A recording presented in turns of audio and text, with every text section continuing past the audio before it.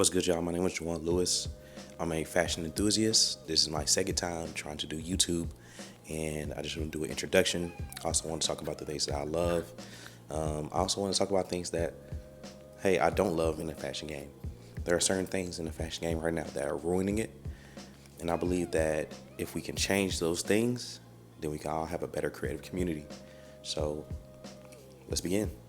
So a little bit about me and why I love fashion. I've always loved fashion. I've always loved sneakers, clothes, shirts, jackets, pants, anything that has a aesthetic to it. So anything that was created in the late 2010s, I pretty much love it, right? Um, I'm getting old. I'm 28. And there are certain things that I've changed about my lifestyle. There are certain things that I've changed about my aesthetic and who I am as a person that also attribute to what kind of fashion I like. So I'm gonna get into some things that I really like. I'm gonna get into some things that I really don't like. I'm gonna get some, excuse me. I'm gonna get into some things that I believe that are ruining what I love, which is fashion. And there are certain things that I believe that we can all do better, especially when it comes to the creative community and innovation. I grew up loving Jordans, of course, and that was kind of my introduction to fashion and having a name brand. Everybody wanted Jordans. Everybody wanted to see them. Everybody wanted to. Me specifically, I say the Space Jam 11s, and that just tells you how old I am. And everybody specifically wanted that, and that's kind of how I started to pay attention to fashion. I believe I was like 12, 13 at the time. And those were my introductory to fashion. During that time, we also had this thing going on with the polo, with the Sperry's, with the socks, with the khaki pants. We all had to have some kind of, like, how do I explain it? Some kind of uniform. A lot of kids these days don't know about uniforms, and in school they don't have uniforms. So that was my introductory to fashion. The polo, Ralph Lauren, the Sperry's, the Nike Elite socks. That was my introduction to fashion and having a name brand.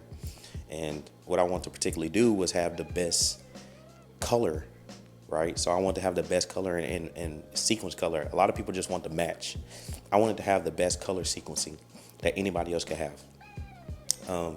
And that's why I believe I got into fashion. And from there, I started to do more research about fashion. From there, I started to look at more fashion brands and keep my shoes clean instead of dirtying them up, and all that attributed to who I am today. So around that time, I wasn't particularly in the super elite fashion game. I was just into the polo.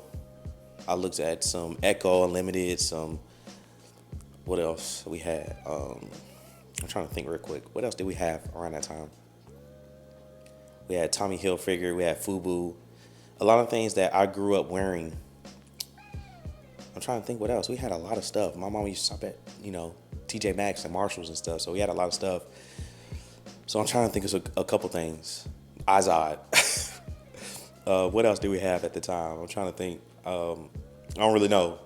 But that was my introductory to fashion. It was base level, lower class fashion, but it was still fashion. And I believe that also made me go deeper into it as I got older. So I took a quick break, right? I started to grow up. I was an athlete in sports, so I always wore like Nike jumpsuits outside of school.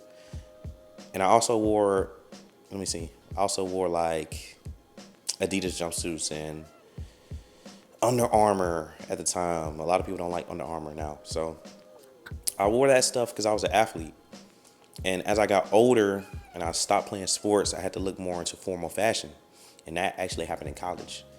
I played college like my beginning of my freshman year, and then eventually transferred back home and became like president of my school and everything like that. So I had to be more formal in my fashion, have suits, tailored pants, anything that attributed to formal fashion, I had to know about it. Dress shoes, anything. And that's when I started to dive deeper into fashion, dive deeper into the aesthetics and actually what fashion is, the birth of fashion, and certain type of fashion, whether it be Americana, French, a whole scale European way of fashion, I'm about to say United Kingdom, but yeah, UK fashion. Let me see what else there is. Milan. There are all types of fashion out there. And that's when I started to look more into fashion and see what I particularly liked. I started to watch more fashion shows. And as I graduated college, I went into the finance area. And that's what I graduated with, a finance degree. And I went into that area and I said, hey, this is what I'm going to work in. But then I found a love for designing and I found a love for entrepreneurship. And I eventually started my brand, Ari Swan. And that's how I kind of dove deeper into fashion. And there is one particular person that made me actually make that jump. And that's what I want to talk about next. So Kirby Jean Raymond, the owner of Pierre Moss, was the one who particularly got me into fashion. His collection 3, I believe, with Reebok, it was with Reebok, it kind of influenced me in so many ways. And it made me think about the different ways as black people, how we attribute fashion to the certain areas that we're in. Of course, Kirby's from New York, and he attributed fashion to being in New York and the aesthetics and it being the mecca of the United States for fashion.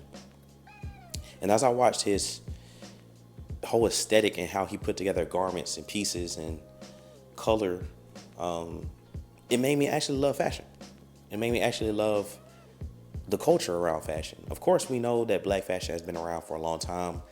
We but we started this swag stuff. So it made me look more deeper into it and why I should love fashion for myself, because it became a freedom of, a freedom of expression.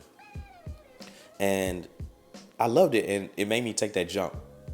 Not only that, I always grew up, like I said, wearing Ralph Lauren. And something intrigued me so much about Ralph Lauren because it was like, how do you have a whole aesthetic behind formal fashion, but also have a street aesthetic that also attributes to formal in our eyes as black people? And something just made me look into Ralph Lauren. And he's the godfather of American fashion, and it made me see that in his documentaries, in his sit down on ABC or certain shows, whether it be late night shows or somebody making a whole YouTube video about his whole life and how he lived and how he wanted to embrace American fashion. He even went so far to marry a wife that had the particular American look. And it made me just look at fashion differently. That fashion is not just about who we are as people, but what we present as people. What value do we give to the world?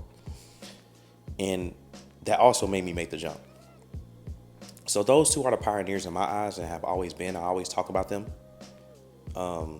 Always, anybody who asks me about why I do fashion, I always talk about those two, because those two represent two sides of a coin for me.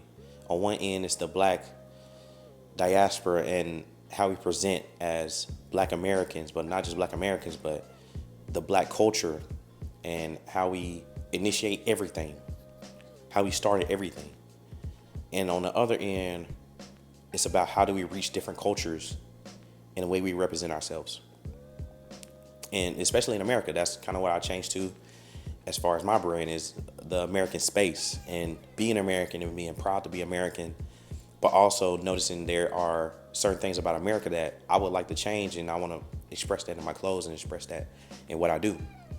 So those two are the pioneers. So anybody asks me that's why I do what I do. And those are the two things that, I want to talk about in this segment. So there are certain things that I've done in the past, and I'll put them here in my video. I've done a lot of art direction. I've tried to take inspiration. I've also tried to, place my placements in places where I think that actually makes sense as far as clothes and music, culture. And it's worked a little bit. It hasn't worked too much. Everything that I've come up with on my own as far as creative direction. I've had, a couple people film things for me. Shout out to Bryson. Shout out to, who else? Shout out to SBN Studios. Shout out to my boy Tate Films. Shout out to everybody who's helped me create graphics, helped me do anything, shoot. Shout out to Toby. But I think also now that I'm transitioning to a much older person, a person who knows what they want, a person who can't get what they want unless they do it themselves, because it's a certain eye that you have to have for fashion. You can't just go in fashion and think that it works. And I'm going to go back to speak on Ralph Lauren. He just has an eye for it. Ralph Lauren has never claimed that he's a fashion designer. He's always said, I just have an eye for it, so that's what I do. I don't create clothes. I may say, hey, change this or do this, but he's not a technical designer. He's a designer who has an eye. And that's what I call, and I get to it later. I ain't gonna say it right now. But yeah, I think that it's time for me to take over my direction because I don't think anybody else understands or can see the direction I'm heading in. So learning the basics of photography, I've already done now. I've shot my last 2 campaigns, but also learning the basics of videography and then getting into cinematography, because we all need to present in a way where everybody is going to the movies to see what we release. And what I mean is that social media page that you have, and you need to treat it like a movie theater. And you want everybody to tune in and everybody to go to your page like they're going to the movies when you release a certain video or a photo. Because that's the only way we get attention with brands these days. Every social media like brand or social media company, they're pushing trends right now. They're pushing things that don't really make sense in a creative aspect. They want it cut and dry, because if you're cut and dry, then they get to push the same song, right? They work with labels. They get to push the same things they want to push.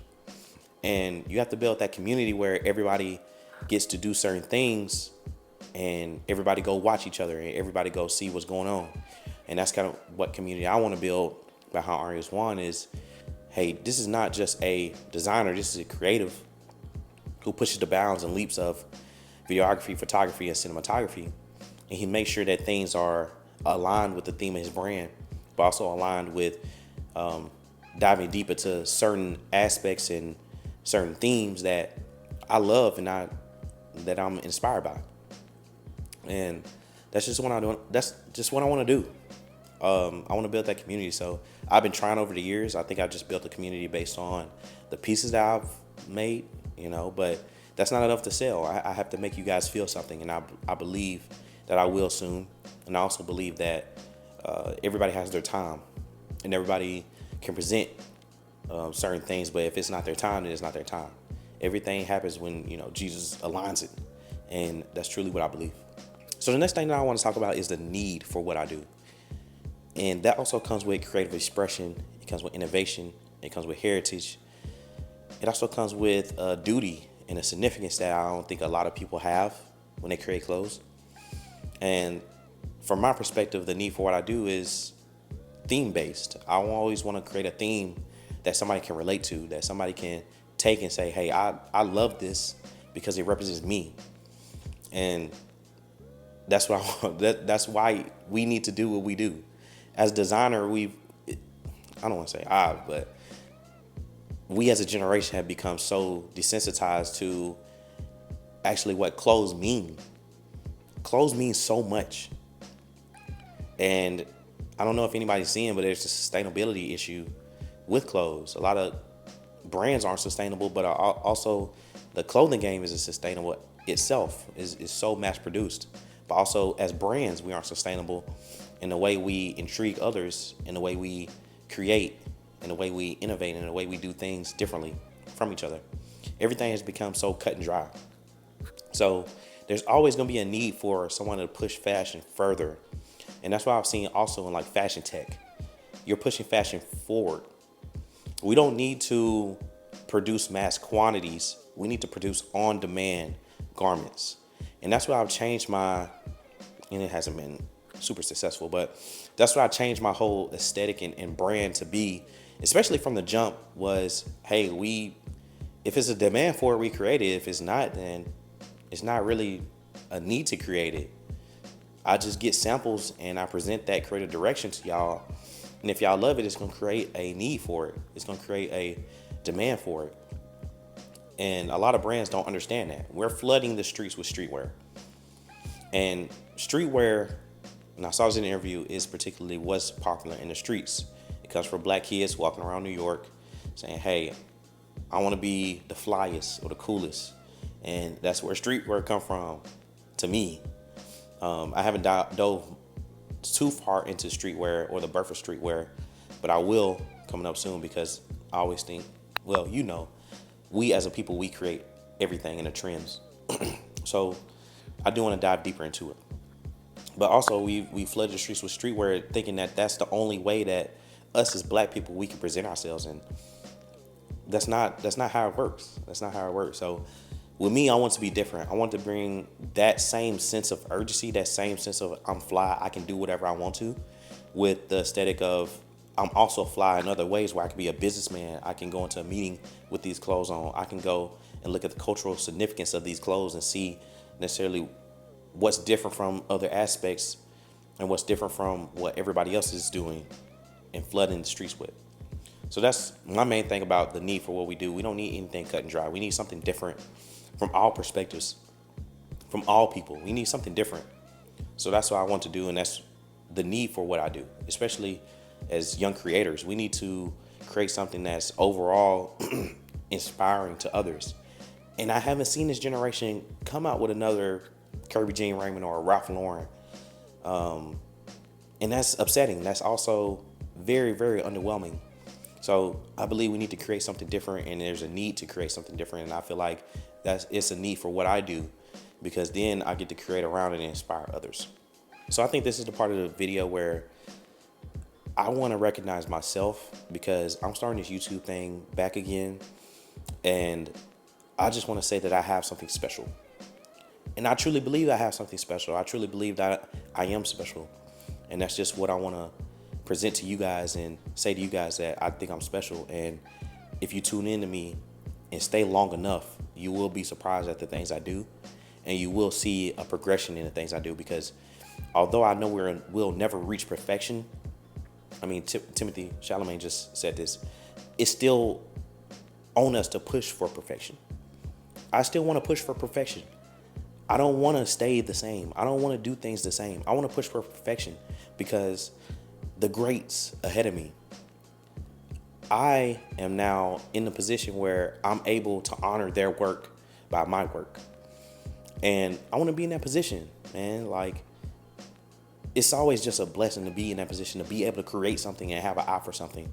But if you never, like I've said before, and I've said this to plenty of other people, nothing is created like new. Everything has been done before.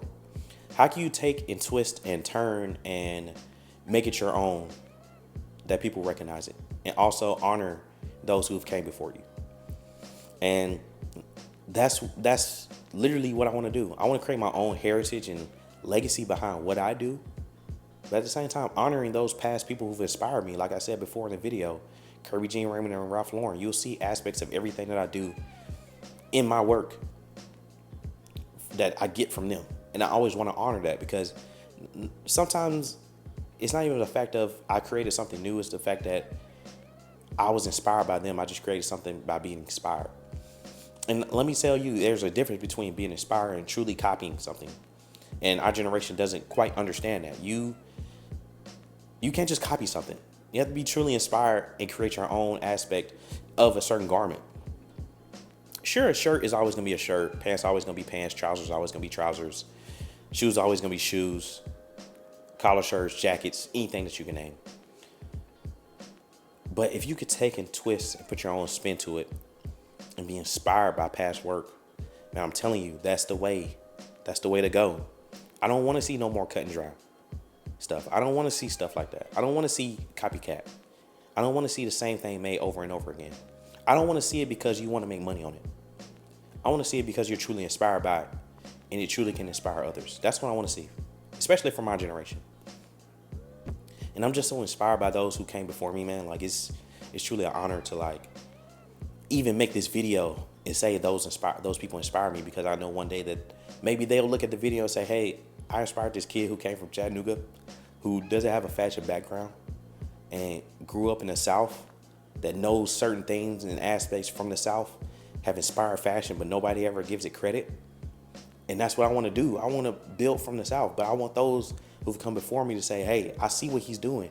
And for him to honor me is truly like, I'm honored to be honored, you know? And I just love that, man. I love that so much. So I've been talking for a minute. I think that it's time to end my video. I'm going to continue doing videos. I'm going to continue speaking out and talking about certain things that inspire me and certain things that I believe can inspire others. I'm going to talk about my journey, talk about things that necessarily a lot of people don't talk about in this fashion community. You know, being by myself, being a person who creates by themselves, not just a fashion designer, but a creative overall. I write, I direct. What else do I do? Like I said, I'm working behind the camera, photos, videography, cinematography, becoming a perfectionist at all of those things, or trying to become a perfectionist at all of those things because I've never reached perfection, but I'm trying to get there. You'll see the journey, man. You'll see it.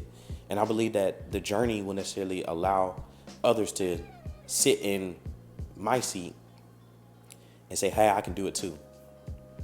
Like I said, this is almost 6 years in the making. I've been doing this almost 6 years. I've been designing almost 6 years. I haven't made really anything as far as like money, monetization. I haven't made really anything. And it's not about that. God has blessed me to be in a position where I can still create and still provide for my family. And it's not about the money. It's about inspiring others, doing for others. And I'm just so happy, man. I'm in a place where I'm so happy. I tried to make this video before and it didn't turn out right. I was literally looking above the camera, but now I'm looking at the camera.